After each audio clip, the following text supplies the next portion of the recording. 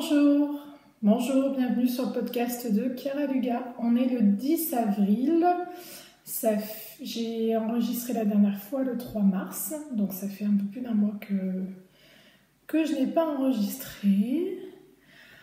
J'espère que vous allez tous bien, voilà, malgré cette période un petit peu particulière, comme tout le monde, hein, c'est le confinement. Donc voilà. Chez moi ça va, on se plaint pas, tout le monde va bien, la famille va bien. On a une maison avec un jardin et du soleil, donc on va pas se plaindre. Le confinement se passe plutôt bien. Donc voilà, j'espère que chez vous aussi ça va, que votre entourage va bien, que vous allez bien, que si vous avez été touché par la maladie, eh bien j'espère que ça va s'arranger. Et voilà, je vais pas faire 3 heures sur ça, voilà. C'est des temps particuliers. Bref, j'avais promis que je reviendrais après le NITIT. Le NITIT c'était ce week-end, il me semble. Donc, non, je rigole, bien sûr, ça a été annulé. En tout cas, j'ai tenu mon engagement, je suis revenue après le NITIT. Qu'est-ce que je porte aujourd'hui? Aujourd'hui, je porte le pull Nourri. Voilà, le pull Nourri qui vient... Ouais, on voit mes rentrées de fil. Alors, c'est un pull que j'ai fait en 2017. Alors, les coutures sont pas belles du tout. On voit que j'ai rentré mes fils. Il est en beau mulin de Drops, mais je l'adore. Il est là, pour la période, là, il fait très chaud. Et, enfin, il fait déjà 25 degrés, donc on a chaud. Mais pour le coup, il est super agréable. Donc je l'ai fait en beau mulin de Drops. Il m'avait fallu 9 pelotes. Il me semble que j'avais dû faire du XL en taille. Et c'est un pull, donc il s'appelle Nourri. Il était paru dans le Pom Pom Quarterly de printemps-été 2017, il me semble. C'est peut-être le 14. En tête, j'ai le numéro 14. Alors c'est peut-être pas le 14, mais voilà. Et le nom de la créatrice, je ne me rappelle pas du tout. Nora Dofflin, un truc comme ça, je crois. Donc voilà, bref, j'adore ce pull. Allez, on va commencer. Pardon. J'ai 1, 2, 3, 4, 5. Je vérifie celui-là si j'ai... Ça y est, j'ai enfin investi. Mon cahier d'Unitit, je m'en sers enfin. Je m'en servais pas avant. Et je m'y suis mise. Est-ce que je les avais finis? Non, je les avais pas finis. Donc c'est bien ça, j'ai 7 projets finis. Alors 7 projets finis, vous voyez la pile là. En fait, sur les 7, j'ai 6 paires de chaussettes. Je ne sais pas ce qui m'a pris. Le confinement fait que je tricote des chaussettes. Voilà. L'année dernière, j'ai pas tricoté de chaussettes. Enfin si, une paire en 1 an et demi. Et cette année, en un mois, j'en ai tricoté 6. Faut pas se demander. Bref, donc c'est un épisode un petit peu spécial chaussettes, entre guillemets. Donc voilà. Premier, on va les reprendre dans l'ordre. La dernière fois qu'on s'est parlé, j'étais en train de tricoter celle-ci. Les chaussettes Ruisseau Promenade. C'était le cal Ruisseau Promenade. Donc c'était de Solenitz. Je les ai faites en Holzgarn Island, coloris Monsoon. J'avais 2 écheveaux, voilà. Il m'a fallu 65 grammes pour faire la paire. C'est des écheveaux de 50 grammes. Alors, elle est assez particulière, cette laine à chaussettes, parce qu'elle est très ronde, elle est très élastique. Elle est hyper extensible. Elle n'est pas super agréable, je trouve. Enfin, j'en suis pas hyper fan. Elle est trop bariolée pour ce modèle. C'est un modèle qui se fait de la pointe jusqu'à la cheville. Donc on a des torsades là, avec de chaque côté, avec un point en vert. On a un gousset, c'était mon premier gousset, un gousset avec un talon un talon renforcé. Voilà. Et après sur la cheville, on a une dentelle. Alors, dentelle que, à cause de ma laine, on ne voit pas très bien. Ouais. Donc, celle-là, c'est du 41. Je les ai faites en 2,5. Moi, je fais toujours mes chaussettes en 2,5. Et ça va être pour ma belle-maman à Noël. Voilà. Parce que moi, je suis pas fan. Et puis elle les a vues, elle les a adorées. Donc, je vais lui offrir à Noël. Voilà pour la première paire de chaussettes. Est-ce que j'avais autre chose à dire?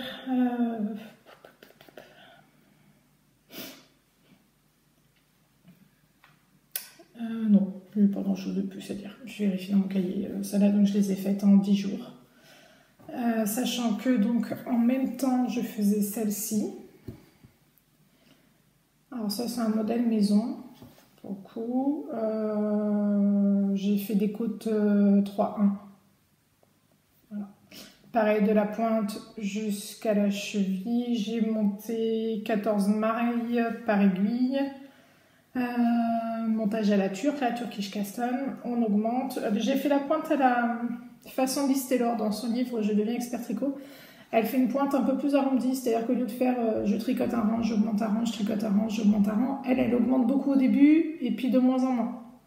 Pour que ce soit plus arrondi, ouais, c'est pas mal, mais je préfère ne moins me casser la tête et faire un rang, voilà, comme ça c'est aussi bien. J'ai fait un Fish Lips Kissil. Et j'ai fait, comme d'habitude, 10 rangs de côte 1-1 en haut. Je fais toujours des rangs. C'est de la Mandim Retrosaria Pomar que j'avais acheté chez Lana & Tricot en février 2018. Le jour où Squirrel Yarns était venu nous présenter ses laines. J'étais venue avec Jean qui avait 10 jours. C'était le plus jeune à la boutique. Et c'est le coloris 207. Bon, c'est très connu, hein, c'est ce coloris vert, rose et marron. Donc voilà, et j'ai utilisé 68 grammes pour du 41. Celles-là, elles sont pour moi toujours en aiguille de nuit. Ensuite, qu'est-ce que j'ai fait comme paire de chaussettes? Je tourne, qu'est-ce que j'ai fini après? Après, j'ai fait celle-là. Ce sont les chaussettes Stagona de In a Panda's World, donc Mélina, à qui j'apporte tout mon soutien, voilà, qui a toujours œuvré pour le bien des grandes tailles et l'ajustement maximal de ses modèles, et je la remercie pour tout son travail qu'elle a pu faire. Parenthèse fermée. Donc voilà, ce sont les chaussettes Stagona, donc c'est un modèle très simple, de la pointe à la cheville, qui est un modèle gratuit, où c'est juste une alternance de petits, il y a des petits trous tout le long.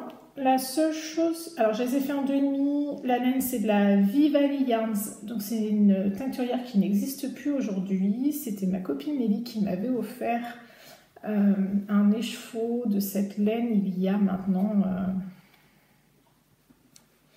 au moins 3-4 ans, c'était pour un Noël. Donc je la remercie encore, voilà. Je ne sais plus le nom de la couleur parce que j'ai perdu l'étiquette. Déjà Nelly m'a renvoyé le nom de la teinturière parce que je l'avais oublié. Donc voilà, j'ai pris 50 grammes pour faire ma paire. Par contre, au vu de ma circonférence, Mélina disait 54 mailles, sachant que moi je fais normalement mes chaussettes en 64. Je l'ai écoutée, elles sont quand même un peu serrées pour moi, voilà.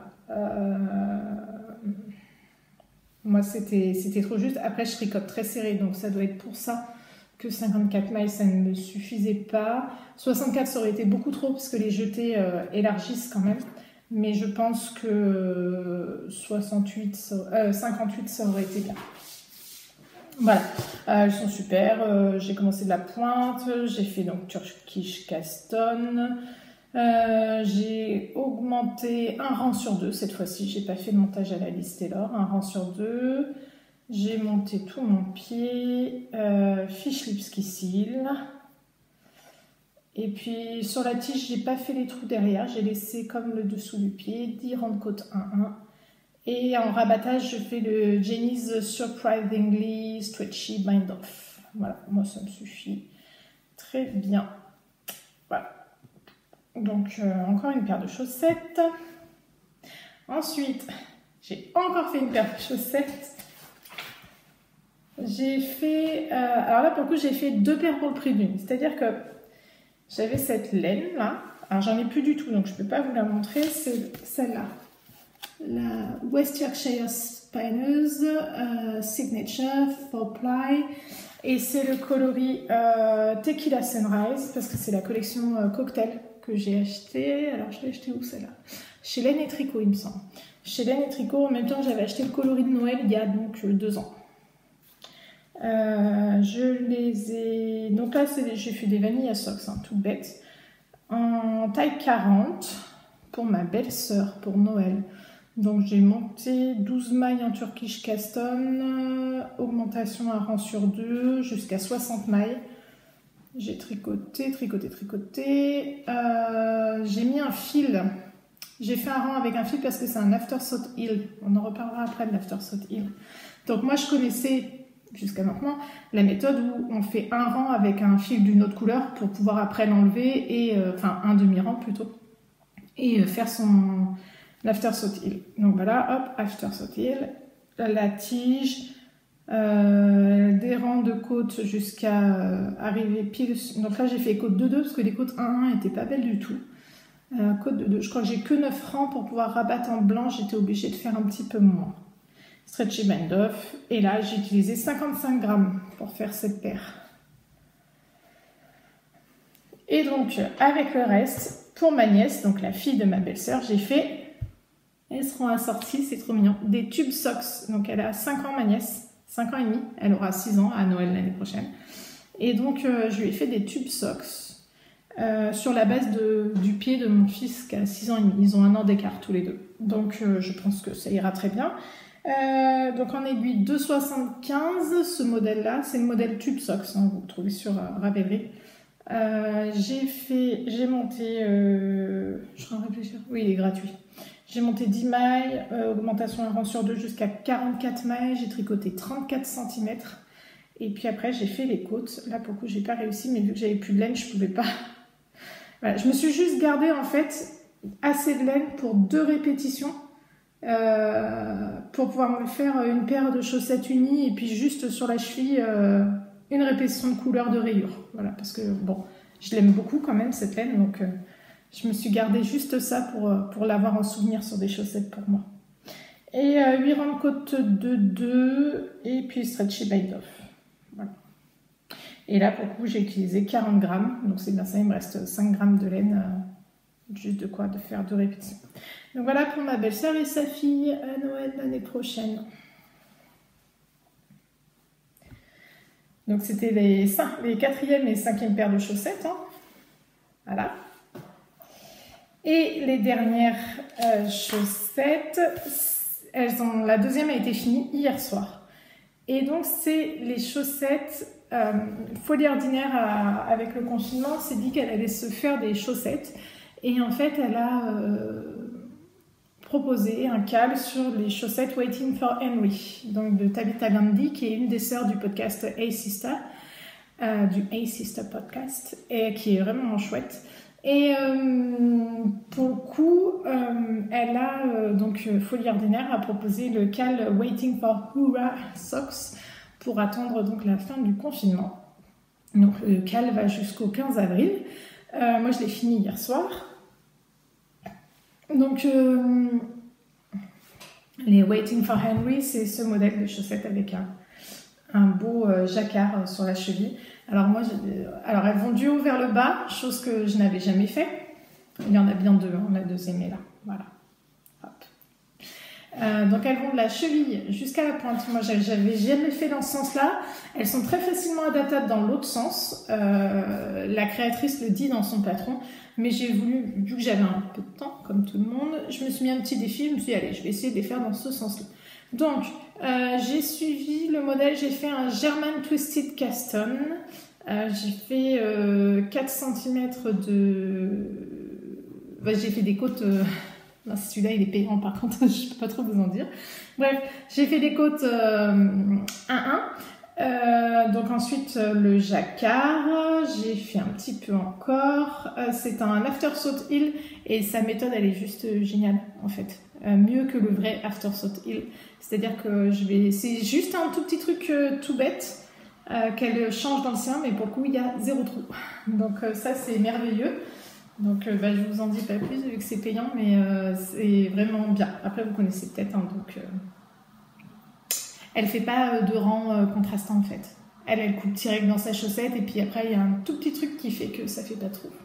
Voilà. Le pied et puis la pointe en contrastant aussi. Alors, les laines que j'ai utilisées en couleur principale, c'est un écheveau que j'avais fait venir directement du Canada. C'est de la Riverside Studio Super Sock, donc c'est du 80-20. Elle est très épaisse, très ronde, très épaisse, beaucoup plus épaisse qu'une laine à chaussettes normale, pour le coup. Ce qui fait que c'est des chaussettes, mais alors, elles vont être trop belles l'hiver prochain avec une paire de bottines et à dépasser sur un slim noir, je les vois trop bien. Elles sont un peu blousantes en plus sur la cheville et tout, enfin, je les adore. Donc voilà, donc ça c'est coloris Walk in the Woods. J'ai utilisé 70 grammes de mon écheveau. Pour une fois que j'utilise une grande partie des chevaux, je suis contente. Après, le rouge en contrastant, j'avais... il est là le reste de mon écheveau. Voilà, le Walk in the Wood. On peut voir effectivement qu'elle est très grosse comme laine à chaussettes. Parce que là, j'ai le reste de mon rouge.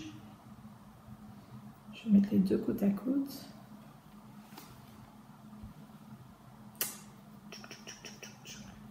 Ah zut, voilà. On voit bien que... En fait, ça se voit pas tant que ça, mais quand on tricote, ça se voit. Donc, Walk in the Wood. Et ça, j'avais une boulette de Vilaine Chaussette. Donc, Vilaine, ce qui est super, c'est que sa laine à chaussettes, donc c'est du 75-25. Elle l'a fait en boulette. Donc, c'est des petits paquets de 20 grammes. Si, 20. Je vérifie. Oui, 20 grammes, c'est ça. Et elle les fait à 5 €. Donc en fait, c'est super pour faire des contrastants et tout, parce que là, entre le jacquard, la pointe et les orteils, le talon et les orteils pour 2 chaussettes, j'ai utilisé que 12 grammes. Donc j'aurais de quoi faire pointe et chaussettes sur une autre paire de... pointe et talon sur une autre paire de chaussettes, parce que je considère que les 4 grammes autres que j'ai utilisés, c'est le jacquard, quoi. Donc je suis bien contente. On peut faire 2 paires de chaussettes avec une seule boulette. Enfin, 2 fois les talons et les orteils avec une seule boulette. On se comprend. Et le noir, c'était un reste que j'avais. C'est de la Yarn by Cinnamon. C'est du 100% mérinos. C'est pour ça que je l'ai utilisé que là. Et c'est Back to Black. C'est son noir. C'est un noir parfait. Il n'y a pas une nuance. Il est nickel. Donc voilà, j'en suis hyper contente. Donc ça c'est pour moi, c'est du 41, ce sera pour cet hiver. D'ailleurs je vais les sortir du bloqueur maintenant qu'elles sont sèches et je vous les ai montrées. Voilà, donc voilà les 6 paires de chaussettes, oui 7 parce que celles-là je les ai pas pliées ensemble. Les 6 paires de chaussettes, pour que je suis en train de préparer ma boîte de chaussettes pour Noël, pour moi. Donc il y a celle-là qui est pour moi, celle-là et celle-là. Et là, vous allez voir, dans les projets en cours, je recommence encore des chaussettes. J'avais dit non hier et puis hier soir, il y a eu un test qui s'est proposé et j'ai sauté dessus parce que je l'ai trouvé trop belle. J'ai encore un projet fini qui est mon Love Note. Le voilà. Je vais le passer, comme ça vous verrez mieux. Donc le Love Note de Tinka Knits, je l'avais commencé déjà, il était déjà presque fini. Quand on s'est vu la dernière fois, je crois que le corps était fini. Et en fait, j'ai fait les manches. Alors moi, je fais du XL/XXL en taille. J'ai fait la même adaptation que font mes mains pour creuser l'avant. Donc j'ai fait des rangs raccourcis derrière. Vous allez voir sur sa page projet. Vous verrez qu'elle explique comment elle a fait.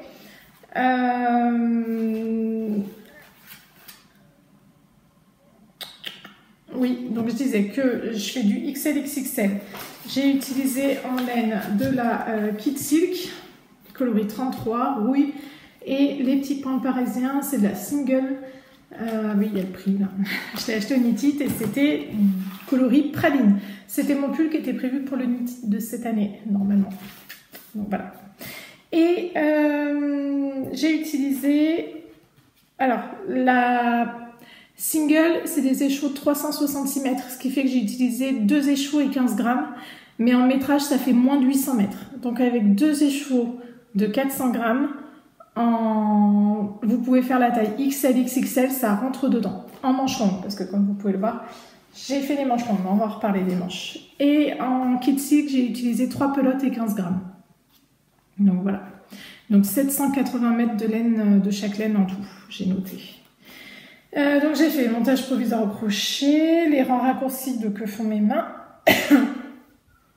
Après la séparation des manches, voilà, il est comme ça. Comme ça, vous pouvez le voir. Donc oui, moi j'ai beaucoup d'essence. Hein. Mon aisselle est là. J'ai bien mes 10 bons centimètres de chaque côté, 10-15 cm. Il fait 18 cm après la séparation. Je l'avais rallongé un peu, mais pour le coup, moi, ma taille, elle est au-dessus. Elle est là. Donc je vais le refaire. Enfin, je vais en refaire un autre. Et puis, je pense que je ne vais pas allonger parce que j'avais rajouté 2 cm. J'ai un peu de pooling, mais ça se voit pas en vrai. Pas trop. Et donc, ces manches. Alors, moi, j'avais fait les manches, j'ai commencé les manches du modèle. Et je sais pas pourquoi, elles étaient immenses. Mais hyper larges. Vraiment, c'était pas beau. Et donc, j'ai tout défait et j'ai fait des diminutions. J'ai fait 5 diminutions tous les 5 rangs. J'ai essayé 3 fois. J'ai d'abord essayé des diminutions tous les 10 rangs. C'était encore trop large, ça allait pas assez vite. Et puis finalement, j'ai fait 5 diminutions tous les 5 rangs. Et après, j'ai fait 6 diminutions tous les 8 rangs. Ce qui fait qu'au bout, j'arrive à 44 mailles. J'ai enlevé un tiers des mailles entre le début et la fin. Et vous voyez, je pense que pour une autre version, je vais encore resserrer les manches encore plus. Donc moi, c'est la longueur que j'aime bien, hein, juste au-dessus de l'os du poignet, là. Pour pas que ça me gêne, parce qu'après, j'ai toujours les manches dans les mains, j'aime pas ça. Puis je les remonte tout le temps. Et voilà, elles sont ni trop fitées, ni larges, donc j'aime bien. Plus du tout, par contre. Je suis en train de parler avec mon pull. Donc voilà, j'ai hyper chaud, je l'enlève. Donc, voilà le pull Love Note. J'ai pas grand chose à en dire, en fait, il a tellement été tricoté que tout le monde en a déjà parlé 50 fois. Le coloris, on voit pas bien, c'est un orange avec des taches de jaune et des taches de rose fluo. Voilà, là on voit bien là. Voilà, il est vraiment très très chouette. Ça c'est du beige rosé et pour le coup du caramel. Et le mohair, lui, il est vraiment rouille orangée. Je suis essoufflée en parlant. Je parle peut-être un peu trop vite. Donc voilà, hop, il est comme ça. J'ai une notification, ça me gêne. Voilà.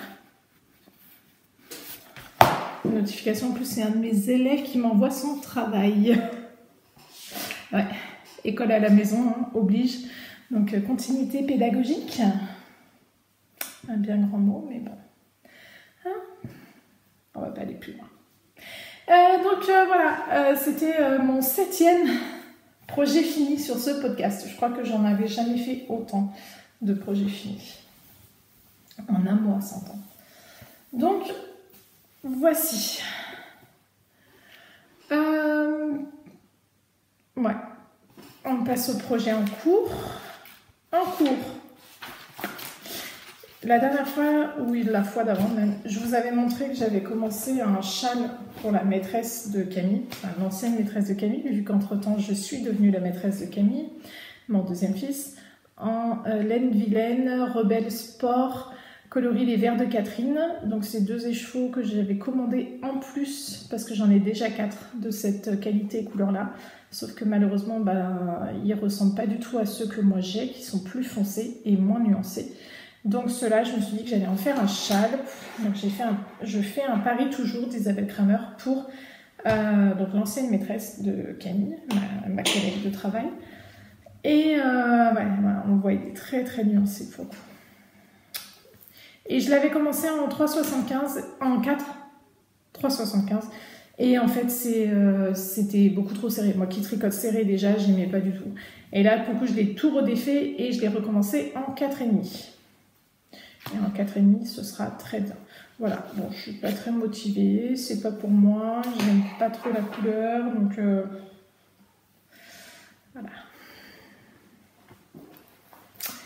Mais ça avance, ça avance, ça avance. Ça avance pendant les tricotés. On fait des tricotés virtuels avec plusieurs copines, donc c'est bien. Ça permet d'avancer les projets. Toujours mon sac Margeva. Coucou MJ. Désolée pour la dernière fois, j'ai mis longtemps à te répondre. Et autre projet en cours qui va être commencé tout de suite après, comme je disais tout à l'heure, hier soir, un test. Alors, ça faisait.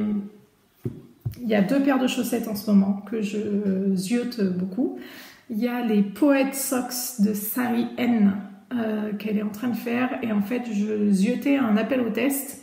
Et en fait, je crois qu'elle n'a pas eu le temps de lancer un appel au test parce que depuis le temps que je regarde sur son Instagram et tout, que je suis attentive, eh bien, il n'y a jamais eu d'appel au test. Et elles sont en train d'être testées depuis 5-6 jours. Donc, je pense qu'il y a beaucoup de personnes qui se sont proposées naturellement et puis elle a dû choisir direct sans faire d'appel. Donc, celles-là, je les tricoterai dès qu'elles vont sortir. Elles sont super belles. C'est un motif de dentelle. Là, je vais vous les chercher sur Instagram. Si vous connaissez Sarienne, donc elle a fait le pull poète, justement, avec ce même motif qui a été beaucoup tricoté. Et donc là, elle a fait le même motif sur une paire de chaussettes. Est-ce qu'on voit bien? C'est un peu flou. C'est un peu flou. Dommage, vous ne voyez pas. Est-ce que sur une autre photo, on le verra mieux? Sur celle-là. Ouais, sur celle-là, vous voyez. Donc il y a un... Ah voilà, là vous le voyez bien. Donc en fait, eh bien, donc il n'a pas eu le temps de passer un test. Par contre, hier soir, elle a envoyé l'appel au test pour cette autre paire de chaussettes, donc elle a appelé les Ballad Socks, qui sont le même motif que le poète, mais en plus petit. Que pour le coup j'aime beaucoup moins. Donc j'attendrai que les Poet Socks sortent pour les faire, mais je me suis pas proposée pour l'appel au test des balades. Et pour le coup je ziotais une deuxième paire de chaussettes. C'était une paire de chaussettes en brioche. Ça m'a vraiment interpellée.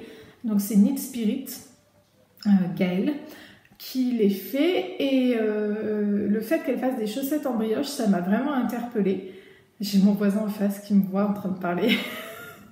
Et pour le coup, j'étais vraiment curieuse de comment ça se faisait, comment c'était calculé, etc. Donc je me suis proposée hier soir au test et elle m'a accepté ce matin. J'ai reçu le modèle, donc je suis bien contente.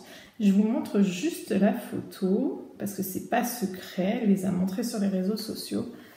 Les voilà. Donc on a de la brioche partout, sur le dessus du pied et sur la tige, et en dessous, donc c'est du jersey rayé. Voilà. Donc je les commence tout à l'heure, et elles ont un nom en rapport avec Harry Potter. Je ne sais pas si elle a divulgué le nom, donc je ne vais pas vous le dire. Qui a un rapport avec Harry Potter, et en cherchant dans mes restes de laine, j'ai beau être Serpentard, j'ai trouvé un reste de laine Gryffondor. Donc ce sera des chaussettes Gryffondor. Je vais prendre celle-là en laine principale parce que j'en ai plus. C'est le reste de mes Stagona, ici. Et donc ça, c'est la Viva Liliens. Et ça, c'est un reste de Fabel, coloris 114. Donc, voilà, je vais me faire des chaussettes Gryffondor en brioche. Donc là, je les commence tout de suite après.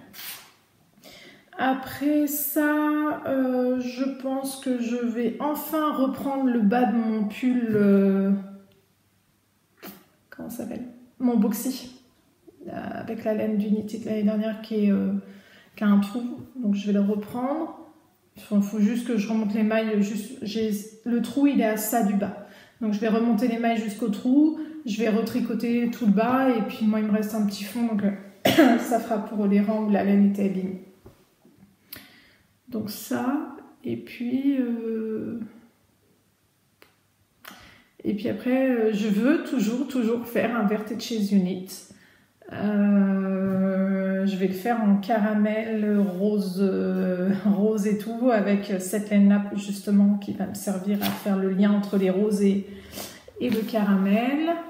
En envie, j'ai des paires de chaussettes encore, hein, mais j'ai plus beaucoup de laine à chaussettes en fait. Voilà, j'en avais plein d'avance. Je crois que c'est ça qui m'a motivée à refaire les chaussettes, c'est que quand j'ai fait le point sur mon stash au début du confinement, je me rends compte que j'avais beaucoup de paires de laine à chaussettes, donc voilà, puis c'est gratifiant, c'est vite fini, donc bon, je me suis lancée, mais pour le coup maintenant j'en ai plus beaucoup, je dois avoir 2 autorayantes, 2 ou 3, 3 écheveaux complets, et après c'est que des restes, donc ouais, j'en ai pas tant que ça en fait. Ça, et par contre j'ai plusieurs quantités de pulls, il faudrait que je fasse, j'ai prévu de faire un Falesia en biobalance BC Garn. Ce serait bien que je le fasse maintenant, c'est vraiment la période. Et puis après, j'ai plusieurs quantités de pulls en figurine, mais j'ai pas du tout envie de tricoter des pulls. Donc on verra. Voilà. Si, je voulais faire une petite partie blabla. J'ai regardé hier soir le podcast de Que font les mains. Et à la fin, j'ai mangé son prénom. Le truc qui ne m'arrive pas normalement. Mais bref, à la fin, elle apparaît très émue et touchée par des commentaires qui ont été faits sur ses vidéos YouTube. Je suis un peu effarée de voir comment les gens peuvent interpréter, extrapoler un mot. Donc elle a été reprise sur le terme esclave tricot. Donc quand elle fait comment ça s'appelle? Mince, sampler knitter, voilà. Sample knitter plutôt, pardon. Elle appelle ça être esclave tricot, mais elle a toujours utilisé ce terme avec des grosses guillemets, en rigolant, etc. Donc elle a été reprise sur ce terme-là, ce qui m'a beaucoup choquée, parce que en soi, oui, l'esclavage, c'est pas bien, ça existe encore aujourd'hui, j'en suis consciente. Mais il ne me semble pas qu'elle ait été irrespectueuse, il ne me semble pas qu'elle ait été indécente en utilisant ce mot-là. Et en tout cas, on ne mérite pas de recevoir une volée de bois vert à l'utilisation d'un mot qui peut être peut-être malheureux. Et elle a pris aussi des réflexions sur le fait que dans son podcast, elle explique que son mari vend des produits phytosanitaires de par son métier, enfin manipule des produits phytosanitaires de par son métier. À un moment, on a tous besoin de manger. Et le travail qu'on fait ou que fait notre conjoint ne reflète pas forcément nos prises de position. Est-ce qu'on doit exposer nos prises de position? Est-ce que le fait qu'on montre notre amour du tricot, etc., justifie qu'on doive se mettre à nu complètement? J'en suis pas certaine. Vraiment pas. Mon mari est banquier pour une grande banque nationale qui a eu des démêlés avec la justice, et pour autant je cautionne pas forcément. J'ai eu moi aussi des emmerdes avec la banque, je pense un peu comme tout le monde à une époque quand j'étais étudiante, que j'avais vraiment pas un sou pour bouffer à la fin du mois et que j'étais à découvert. Moi aussi j'ai payé des agios, moi aussi j'ai galéré, et c'est pas pour autant que j'en veux à mon mari, quoi. Enfin, à un moment faut manger. On fait tous un boulot, voilà quoi, et le boulot qu'on fait, c'est pas forcément on n'est pas tous hyper investis, hyper heureux de notre travail ou autre. Enfin, je vois pas comment m'exprimer correctement, mais en tout cas, je trouve ça très injuste, la façon dont elle a été rabrouée pour ses mots et pour le fait que son mari travaille dans le phytosanitaire, quoi. Enfin, pas dans le phytosanitaire. Voilà. En plus, moi, je raconte des bêtises aussi. C'est-à-dire que de par son métier, il manipule des produits phytosanitaires. Attention, je reprends correctement. Bref. Comme elle le dit si bien, comme MJ le dit aussi, comme je commence à le dire aussi, on est plein. Si vous n'êtes pas heureux, si on ne vous rend pas heureux, si nos vidéos ne vous plaisent pas, allez voir ailleurs. Nous sommes assez nombreux pour ça. Voilà. Donc j'espère que ceux qui sont restés jusque-là ont été heureux de me revoir, ont apprécié ce que je leur ai proposé aujourd'hui. Et hop, on se retrouve bientôt pour voir le résultat de ça. Je ne sais pas du tout quand est-ce que je vais revenir. Là, en plus, on est dans des temps tellement incertains que... c'est-à-dire que moi, je suis un site et je ne sais pas jusqu'où on va. Je ne sais pas ce qui va se passer. Après, quand je vois des gens sur les réseaux sociaux dire ah non, mais les écoles, ils ne reprennent pas avant septembre. Ah bon? Tu travailles à l'éducation nationale? T'es au courant? Qui c'est qui t'a dit? Et quand je me suis permise une ou deux fois de répondre, on m'a dit non, mais c'est le prof, il me l'a dit, c'est au collège de ma fille. Ah, mais mec, je suis un site. Et je peux te l'assurer, il n'y a aucune directive ministérielle. On n'est pas au courant. On ne sait pas quand l'école reprend. Donc les mecs, vous colportez des rumeurs, quoi. Bien sûr que nous aussi, entre nous, un site, on commence à se dire que c'est très peu probable qu'on reprenne. Nous, on a espoir de reprendre début juin, pour avoir 4 semaines avec nos élèves. On n'est pas fou, on voit bien ce qui se passe. Mais à un moment, on ne sait pas. Et nous non plus, on ne sait pas. Déjà qu'on a appris qu'on fermait les écoles. Vous voulez savoir comment j'ai appris qu'on fermait les écoles? Comme tous les instituts de France, devant notre télé, jeudi 12 mars à 20h, en train de regarder le président de la République parler. J'ai découvert à ce moment-là que 2 jours après, je verrai plus mes élèves. Donc, on n'est pas au courant. Voilà, on ne sait pas. C'est-à-dire que même le gouvernement ne sait pas là. Il avance jour après jour, il voit ce qu'il peut faire et ce qui est possible de faire. Donc, je pense qu'il y a beaucoup plus important en ce moment que de se prendre la tête sur des conneries. Hein, voilà. On prend soin de soi, on reste chez soi. Hein, voilà, il fait beau, mais on reste chez soi. C'est les vacances, mais on reste chez soi. Alors, je sais qu'il y en a certains pour qui c'est pas facile. On est en appartement ou voilà. On a 12 gamins dans les pattes, ça arrive aussi. Mais là, il en va de la santé des gens. Et c'est plus important. C'est le plus important. Plus on va rester chez nous et plus vite on aura le droit de sortir. C'est ce qu'il faut se dire. Alors, je me sens pas très légitime pour dire ça, sachant que j'ai une maison avec un jardin dans une région où il fait 25 degrés depuis déjà 2 semaines. On vit dehors, c'est hyper agréable. Je le sais bien. Mais à un moment, c'est nécessaire. Bon, moi qui voulais pas en parler, j'y suis revenue. En tout cas, j'apporte tout mon soutien à tout ce qui est personnel soignant, logistique, dans les hôpitaux, EHPAD et compagnie, tout ce qui est le service agroalimentaire, que ce soit au niveau du supermarché qu'au niveau de l'agriculteur, au niveau des routiers qui payent aussi...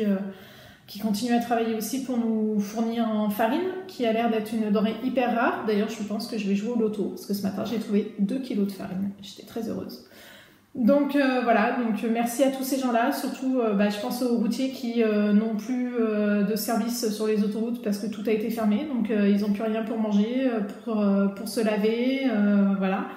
Je pense à mes amis, collègues instit qui continuent à la maison de travailler, avec la difficulté que ça implique, avec le fait qu'on perde des élèves et qu'on s'inquiète vraiment pour ces élèves, mais qu'on a beau appeler, ça ne répond pas. On ne peut pas faire plus, malheureusement, il faut apprendre des fois à lâcher. Et je dis ça, mais c'est très difficile. Hein. J'ai 4 familles que j'ai perdues et ça m'inquiète beaucoup. Voilà. Merci aux collègues qui vont garder les enfants soignants en journée aussi. Moi, je ne me suis pas encore proposée parce que, je ne vous l'ai pas dit, mon mari fait partie de ceux qui travaillent encore. Donc, je m'occupe des 3 petits, donc je ne peux pas y aller. Merci aux facteurs, merci aux éboueurs, merci aux banquiers qui sont soi-disant quelque chose d'essentiel à la patrie. Je ne le savais pas. Voilà, merci à tous ceux qui travaillent encore. Merci à tous ceux qui font du télétravail et qui galèrent avec leurs enfants. Merci à tous les parents. Merci à vous de nous seconder, d'être proches des instituts de vos enfants, des profs de vos enfants qui essayaient de faire au mieux. Je suis heureuse, entre guillemets, la seule chose qui me rendra heureuse dans cette période, c'est que peut-être beaucoup de personnes se rendront compte que être prof, ça ne s'improvise pas. C'est un métier qui s'apprend et pour laquelle il faut avoir certaines aptitudes. Voilà. Merci. Merci à tous. J'espère vous revoir très vite, en bonne santé. Au revoir.